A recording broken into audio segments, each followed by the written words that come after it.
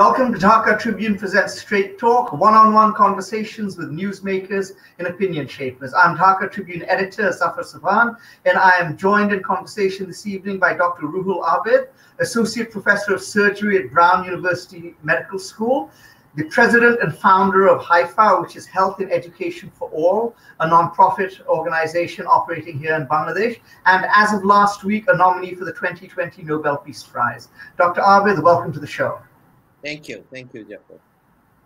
Now let's talk a little bit about HIFA. This is your non-profit, your NGO, medical NGO, which you have started. Now you yourself are based in the US, and of course HIFA works here in Bangladesh. Talk a little bit about what motivated you to start the NGO and the journey between when you started it and where HIFA has come to now. Thank you. That's a very good question and very important for us, like how we started the journey. So actually, when I graduated from Dhaka Medical College at first, in the late 80s, early 90s, my first job was in the tea producing state in Bangladesh. So that was like northeastern part of Bangladesh in Hobbyganj, Kulaura, Maulavi Bazaar there. So that's that is a British company. So I worked there for 3.5 years. I did a lot of public health work to improve their health. The tea producing workers, the tea garden workers, and then one of the most really underserved communities in Bangladesh. Exactly. So that time in 1990s they didn't have immunization or anything. So I actually recruited and trained some workers from there, and then we started a family health card, and that's so I worked there like intensely for kind of 3.5 years to improve that situation. And we made you always had a mission to work with the most underprivileged and the most underserved communities, it seems. Actually, in the beginning, it was not like that. I graduated and then went to join to the tea garden, and when that's where I found them. I didn't know about anything about that. Okay. Sure. Yeah. So then I took it as a mission there. So then I worked, and then after 3.5 years, I left for my higher education, so PhD in the other higher studies. And then finally, when I was at Harvard Medical School, at first I did a fellowship, and then I became a faculty. And when I was a faculty there, I met several faculties. One of them was Professor Rosemary Duda, who she and I actually co-founded the HIFA in 2000. Right, yes, I see that from the website. Yeah, so that time actually, I saw her like going to different countries in Africa and other places to help other people. So I thought of these tea garden workers, and I thought, oh, Bangladesh, they have a lot of underprivileged people. Why don't I do something? And that point, I was a faculty at Harvard Medical School in 2006-07. I was thinking that, and then 2012, because like life is very busy here and very. Well, sure, yeah. You had your practice, you had your teaching, so it took a while to be able to find the space, I suppose. Yeah. So 2012. Right. Is when you started with HIFA. Right. 2012 we started with the HIFA but nothing happened until 2013 when there was a Rana Plaza accident. Then we just formed a team, and then we quickly went there within 2 months, arrived in Bangladesh and started garment factory workers health screening. So that's was that your first HIFA's first project was with the RMG workers after Rana Plaza? Yes. So Rana Plaza happened in 2013 April, and we went there in June, July. So like we 2-3 months. So tell us a little bit about this pioneering project which HIFA did with the RMG workers. And so what was really, of course, there's so much to do when it comes to providing healthcare. Okay, so when you came there, I mean, I guess, how do you know sort of where to start, and what did you figure out of all of the various healthcare services you could provide for these, I'd say mostly women, also I think some men perhaps. How did you figure out what was the most important service to give them? And then how did you go about giving it to them? Yeah, that's a very, very important question for medical or healthcare, and any clinicians or anyone is trying to develop. That's the key question you ask. Like, how do we know that what are the needs for these factory workers? So that's why we formed a team, and a small team went to Dhaka, and then went to Dhaka Medical College from where I graduated. So met with few professors, directors, and invited internee doctors, medical students there, and so other Smithford Medical, ICD, different doctors, young doctors came, and we gave a presentation that we would like to know about this garment factory workers' health needs, and that's how we started. So initially we did just 3 factories, two in Gazipur outside Dhaka, one is in Dhaka, and just 300 workers with a 11-page form. So that's where we did the screening of like all the workers, screening from say height, weight, blood pressure, blood glucose, physical exam, to find out. And then we analyzed that data, that 300 workers from 3 different factories, and we came to know that they have a higher percentage of hypertension, diabetes, tuberculosis, asthma. So then that was our initial starting point, that we knew that these are the health needs. Okay, and now that project is how many garment workers are you working with at present in 2020? In 2020, actually, after COVID, we became a little slow because like factories and all those. So now we are in discussion with BJME and for capacity building in different factories. But until 2020, early 2020, before the COVID hit, so far we actually provided healthcare and follow-up. So ours is not like screening. We do monthly follow-up. So it's like a follow-up of the diagnosed cases. So far total is 30,000 garment factory workers in Bangladesh. Okay. And then the idea is to use that as a model, as a pilot. And I think there must be some close to 4 million garment workers in Bangladesh. I think it makes a lot of sense to actually look at this community. And hopefully you said you're working with BGMEA. They would be good partners because, it's kind of a win-win. Everyone, it's in the interests of the garment factories also to have healthy workers, and it's a service you can help them provide. Yes, exactly. And the resources presumably would be there as well. You see, because so they have an interest to do it because we have a tool which I'll describe, that the electronic. I was going to ask you about that. Yes. Yeah. So that tool is it's electronic. It's a portable, individualized patient record system. You can take it anywhere, and with the handheld tabs, and you can record patients' findings and picture, their name, and generate a digital. Was that the first fundamental problem you noticed? Because of course, when you come to a country like Bangladesh, one of the problems we have is we have very poor record keeping just in general, and certainly when it comes to medical records, it's very substandard. And again, it depends. Of course, if you're from a more wealthy segment of society, then you go and see a certain doctor. They might have electronic records. But for your average working Bangladeshi, perhaps that's something that they were missing. And is that really giving them access to a modality that we can actually record the information? Probably the first thing that needs to be done. Yes, exactly. Because in Bangladesh, overall, as you mentioned, that overall record keeping is not good in the health sector. Like big hospitals, they have now, but in general, like in a private practice and other places, not. And the underprivileged or underserved people, there is nothing. So what because we learned through trial and error, because when we did 300 workers in 2013, then we did 2,200 workers, then we did 5,000 workers, but it was all paper-based, and it took several months to analyze the data and follow up the patients. So already, garment factory workers move from one factory to another. So we are losing a lot of patients. So like if you diagnose, say 10% of the total population, say 10% of the total population of the garment factory workers, or even in general population, may have hypertension, diabetes. But if you don't do once a month follow-up of those diagnosed cases, so you cannot treat. So that's when we feel the need of this electronic medical record system. And there was nothing like that you can have a portable. It's not only in Bangladesh. We actually searched throughout the world. Actually, I talked to Harvard School of Public Health professor, Nigeria, Johns Hopkins, and many different places, but we didn't find. So we finally developed and designed and developed it. Tell me a little bit about the design, about Nirog. It's a tablet you have, and it's solar powered, I believe. Yes, it's a tablet. Initially, it was not solar powered. It was it can be run by electricity, and it needs internet. But but then the need for the Rohingya refugee camps, which I'll discuss later, that point we felt that there was no electricity, so we made it solar powered. So at this point, Nirog is a solar powered, and without internet, it can work. It's offline capable. So it's a tablet based handheld tablet. You have 3 or 4 stations. So first the patient comes. You take a picture, take their name, and it generates a barcode, digital barcode. So is it done, I think, fingerprint analysis? That's how you identify people. Because I was wondering when I read about that, how do you register people? So that's how you do it.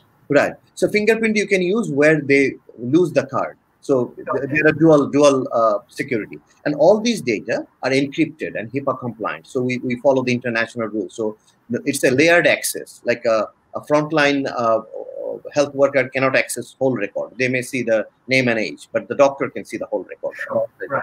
So the first is that recording. Second is height and weight. It will calculate BMI automatically. Then the blood pressure and heart rate. The third station would be blood glucose and hemoglobin for anemia. The fourth station will be doctor's station, where the doctor's tab will have all the previous stations summary. So if there is something wrong, it will flag a red flag, say blood pressure is high or diabetes, blood glucose is high, and then the doctor will examine and check for tuberculosis, asthma, and other diseases. Any pregnant, any complications of pregnancy, and all these things will be recorded in a data base, and that database can be accessed from anywhere if you have the code authorized access to that. Okay, so I was going to say, so let's say if someone is a worker and they're in Ghazipur, but let's say, you know, they come to Dhaka, then their records can be accessed through the system in Dhaka. Any doctor, the person just has to give the code, and then that information is made available to them. Exactly, so exactly. Anywhere in Bangladesh, they move, you just need the code and you can access their data. Okay. So you can follow up the patient, like previous 6 months, whether the medications you gave, whether that's working or you need to change the medications, or there is some changes in the situation. Maybe the patient was having hypertension, but at this point she is pregnant. So you may need to change the medication because pregnancy has some contraindication, and it will flag this whole system, this needle. It will actually flag that this drug cannot be given, the contraindications of the drug, and the drug interaction. So everything is built in there. I see. Now let's talk a little bit about the current project, which Haifa is working on, which is in the Rohingya camp. So talk a little bit to me about how that project got started and what services you're offering and where things stand right now with it. If you could. Yeah, so in 2017 July, I went with my family to Cox's Bazar with my daughter. She never saw Cox's Bazar, so I went there, and while visiting Cox's Bazar and Teknaf, I saw like few slum kind of structures there. So I asked the driver, what are these? So he said that, oh, these are the Rohingya people coming and going several decades. So that's how I came to know that, because I remembered that Rohingya came, but I never saw them before. So then I came back, and in August, you know, the same. That's when we had the big pogrom in Burma, in Rakhine State. Exactly. Yeah. So the mass exodus started happening in the 5th of August. And within 6 weeks, there were like 700 to 800,000 Rohingya. In Bangladesh government actually deforested the land, made their makeshift camp, provided them healthcare, shelter, food, everything. So that was an immense operation. But that was kind of very shocking to me by seeing those in the television and all those. So I thought maybe I should definitely, because Bangladesh is taking such a big burden, I should definitely do whatever in my strength. I should help the government, Ministry of Health, and these people, these Rohingya people. So that's how we started. In October 9th, 2017, we actually established 2 health centers, one in Kutupalong, one in Balukhali. And every day we are seeing 200 to 300 patients. So far, we actually provided treatment and follow-up to 150,000 or more Rohingya refugees and the villagers, surrounding villagers in Ukia, Balukhali, Kutupalong there. Okay, now that's fantastic. And I guess now my question is, so what you've done with the garment workers in Ghazipur and Dhaka, and what you've done in the refugee camps, and you say also the local community surrounding the refugee camps, you know, would it be possible to try and scale this up? Of course, you know, Bangladesh, scaling anything up in Bangladesh is difficult. There's a lot of us. But it seems to me that your project is exactly the right thing, which, you know, if we could do it, you know, hand in hand, partnering with the government to provide these kinds of services, these kinds of medical records, and then through that, provide medical services to people. And what an amazing thing that might be. Is that the ultimate goal here for you? That is the ultimate goal for me, exactly, and for my organization also, because as you know that the SDG, or Sustainable Development Goal 2030, that 2030, there's the United Nations mandate and also Bangladesh government's mandate. So Bangladesh government is very serious, especially Ministry of Health is serious about the universal health coverage, which is the third component or the third module of SDG, that good and health well-being of the citizen. So this universal health coverage by 2030, if we really want to achieve that, we definitely need to provide access, quality healthcare to every citizen. So every citizen means, so as you know, as you start at the beginning, you pointed out that the upper class or middle class, they have some access, but the underprivileged, they do not. So we are trying to develop a model for the underserved people and displaced. So Rohingya are displaced, government factory workers are underserved, and we're working in other places in the country also, in North Bengal and other places. So they are in the chore and other areas, like very hard to reach areas. So we are trying to develop a model, and since we have this very powerful electronic medical record system we call NIROG, without disease or absence of disease or good health, NIROG, Bangla word, right? If you know that. So NIROG is very capable of doing it, because so far we have like almost 200,000 people's health record, and it's a follow-up health record. It's not just a triage kind of thing, just you have it. So you can follow up. It's a continuous process. That's right. Yeah, you mentioned that. So now is the time to have some larger scale-up projects. Say if we decide one district for hypertension, diabetes, see where that takes us. Yeah. So one district, all the people, hypertension, diabetes can be screened and follow up for 1-2 years, and that we learn from the errors, trial and error, and then from say community health clinic, the Upazila health complex, and then the district hospital. So we will help the capacity building of that. If we can do that in one district, then we can replicate that in 63 districts. So yeah, absolutely. I was going to say, because you see, the thing is this, it never occurred to me until I started reading up about the work Haifa is doing, that if you'd asked me about, how does one provide healthcare? And I say, well, I know the government's doing a lot of things. You mentioned the Upazila health clinics, and, we're trying to put, physical infrastructure, doctors, all of these things. Those are all part of the puzzle. But the record keeping, it never would have occurred to me, because, of course, I'm not a healthcare professional, but I'm sure it occurred to you, that how important the record keeping is, and that actually setting up a system whereby you can gather the information really is kind of the first step before, and you have to work these things hand in hand. Exactly. So I think that's, yeah. And that's very true for chronic diseases like hypertension, diabetes, like NCD, non-communicable disease. You know that they cannot be cured, so you have to manage them throughout life. They last forever, absolutely, yeah. Asthma is another. And now is another problem coming up is tuberculosis. Because tuberculosis, you need to give patients 6 months treatment, and you need to follow up and make sure that they don't stop 1 or 2 days before 6 months, because then you run the risk of developing multiple drug-resistant tuberculosis, and that's a huge problem in many parts of the world. And in Bangladesh, that can be a huge problem too if we cannot follow up properly. So this record-keeping system is very important. And the follow-up system, it will help follow up and all those things. So this is, as you said, it's a critical component of the puzzle.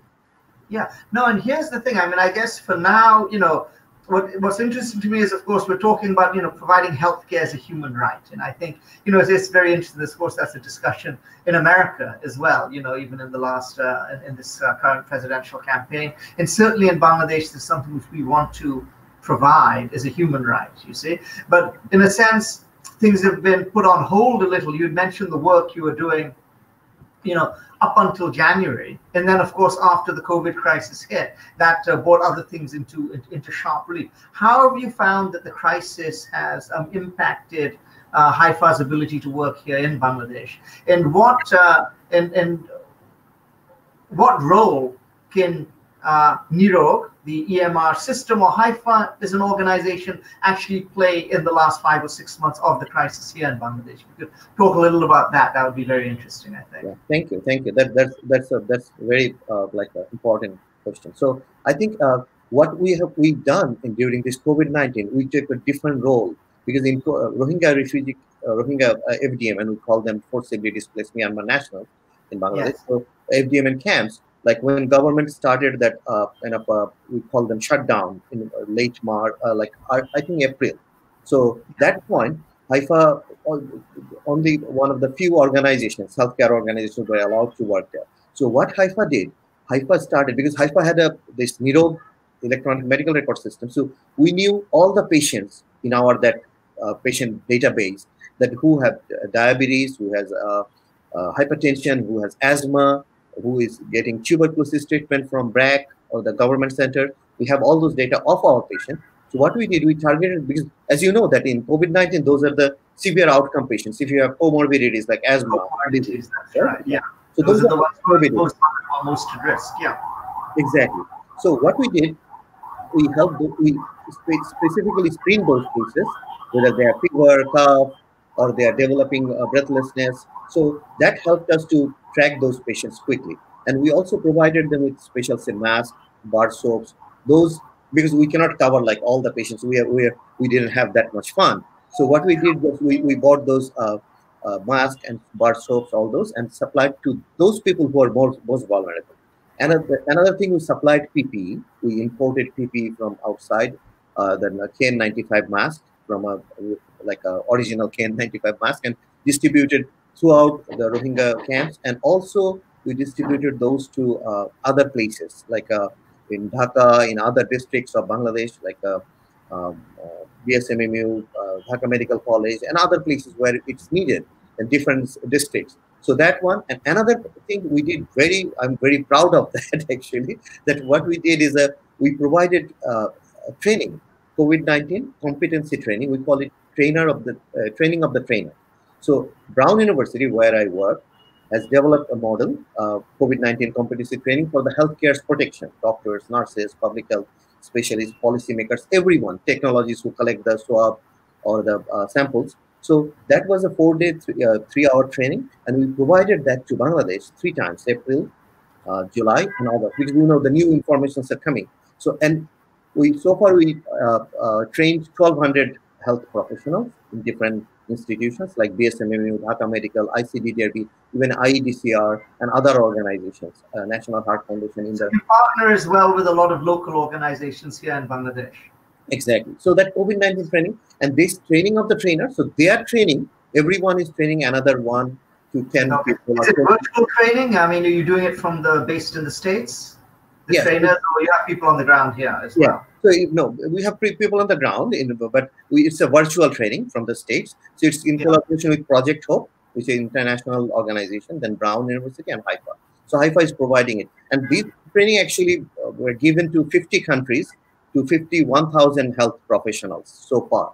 And this is one of the best training in the world because it covers everything like infection prevention control, and that is very helpful. And it has some video demonstration. It's not just Bangladesh. We actually have been providing this training to doctors and healthcare professionals and workers all over the world, is it? Exactly, in collaboration with Brown University and Hope. But our Haifa's main focus is in Bangladesh for this. So we did that. So and it's ongoing process. So our goal is to provide this health care training to 36,000 healthcare professionals in Bangladesh by end of this year.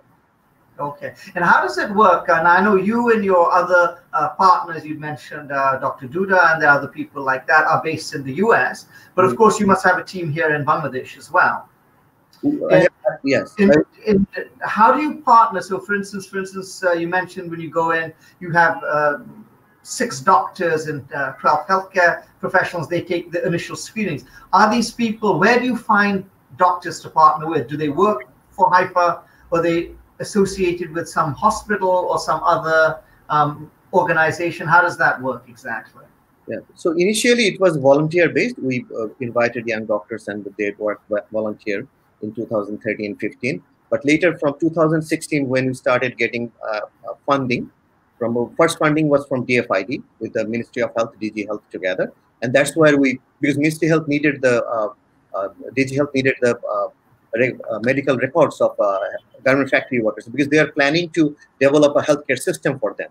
Though it didn't go far, but there was no data, so we were the first to provide that data. So that's when we got some funding, and that's when we recruited doctors. So doctors, nurses, we have like 20 to 25 doctors, nurses, and health workers, and admin, and IT people. As you know, that we have a software like a Niro healthcare system, electronic. So we need IT. So we have like a big group, like a large team in Bangladesh, and our office is in Dhaka, in Uttara. And then there are some of my school friends. They are dedicated and they are volunteer. The country director, global health director, they are 100% volunteer worker. They are just providing services to Haifa and other places. And they go to Cox's Bazar, they go to Kurigram for troubleshooting, and they're running their things. But at this point, we have doctors who are devoted totally 100% full time for Haifa.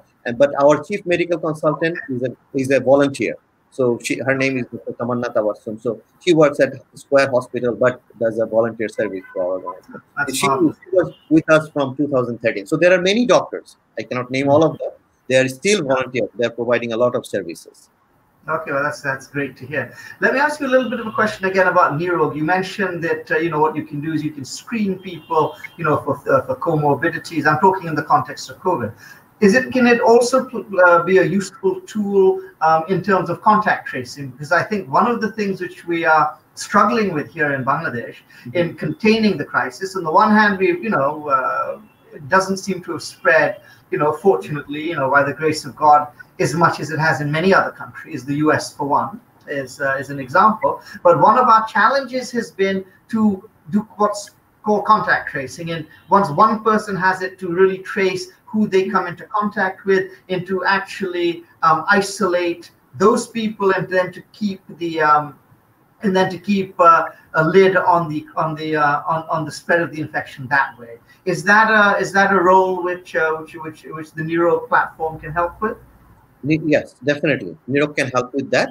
So because we have Neuro is like a cassette system, like a different modules. You can insert one module. Like we have inserted cervical cancer screening module there, and then with COVID-19 we inserted a few questionnaires, like whether you have a fever, cough, and then breathlessness, and then if they have that, so we do them home quarantine, especially in the Rohingya camps, because that's where our main activities at this point was, because that was a disaster. Everybody was worried about it, because throughout the Bangladesh it's taken care of, but still, like contact tracing would be a larger scale, would be very difficult for just an organization like us. So we need a bigger collaboration and a of course, we have to collaborate with the government, I'm sure. Yeah. This would be other NGOs who are working in all the districts and stuff. Of course, so in the Rohingya refugee camps, it's actually working very well, because we are doing that contact tracing there, because that's where they don't. Enough. I mean, people are very concerned. We thought, my gosh, this camp is really likely to be ground zero of a massive outbreak. It was something we were very concerned about, and for whatever reason, it does not appear to have been the case. Yeah, because if that would have happened, then the whole Cox's Bazar, the Bangladeshi community, will suffer. So that's why, one for humanitarian reason to help them, another for selfish reason for the Bangladeshi people to protect them from this outbreak. So we need to take care of them, and there actually it worked very well. And the Ministry of Health and the Director General of Health Services, like DG Health, total Ministry of Health, I'd say, that played a very good role in Rohingya refugee camps from the beginning. They prevented epidemics like polio, measles, diphtheria, and now COVID-19 is well managed. But now I'm hearing that there are increasing number of cases are coming. But we are doing contact tracing, and we have Rohingya volunteers who actually trace those patients whom we send for home quarantine. If they become severe, like a breathlessness or anything, then we refer them to the hospital, like MSF, then IOM and other organizations have hospitals there for COVID-19 patients. We refer them there. So Niro can definitely, yes, it can help with the contact tracing at a larger scale, and Niro can do a lot of things. Like whatever you ask it to do, we just need 1 to 2 months to develop that and do. So the main thing is not the electronic medical record, also the implementation of it in the field. Yes, of course. Like our experienced team, because our team members are like with us maybe 3 years, 5 years, 7 years. So they have a lot of experience in different parts of the country. Like now we are doing Kurigram, cervical cancer screening. We already did, in 6 months, we did 7,500 workers, women, 30 to 60-year-old. And then now we are continuing that during this COVID-19 situation. And this training, which I told you, the 1,200 health workers we provided from Brown, Project Hope, and the COVID-19 competency training, we provided the same training to midwife and nurses who are doing their cervical cancer screening, so that they can protect themselves and the patients are also protected. So, and we expanded that from Kurigram to Jhalokati, Pirozpur, Bhola, different regions of Bangladesh. I see. Can I ask a quick question? We're almost out of time here. So Nirog is essentially, it's a software, I guess. Can you put it, you talk about tablets, and you've talked about, started with normal tablets, and then you have the solar power tablets. Can it work with a mobile phone? Yes. If it's like a smartphone, it will download it onto a smartphone and then use that. We can format that. Yeah, we can format that, and if we think that it's a health worker, because we'll download that for a health worker. Yes, definitely we can do that. Okay. Yeah. Because it seems, like I said, that's then I think this is really sort of on the right track, because I mean I think moving forward, if we can really somehow scale up and get this to, as you said, maybe one district to start with, and then all of the districts, this could really be the way to go for us here in Bangladesh. Anyway, we are out of time, Dr. Abid. Thank you so much. Congratulations again. And thank you for all the work you've been doing here in Bangladesh with all of the underprivileged and underserved communities. Thank you so much. And thank you for being here tonight. Thank you. Thank you. And thank you for tuning in. Join us on Straight Talk, same time next Wednesday. Thank you very much.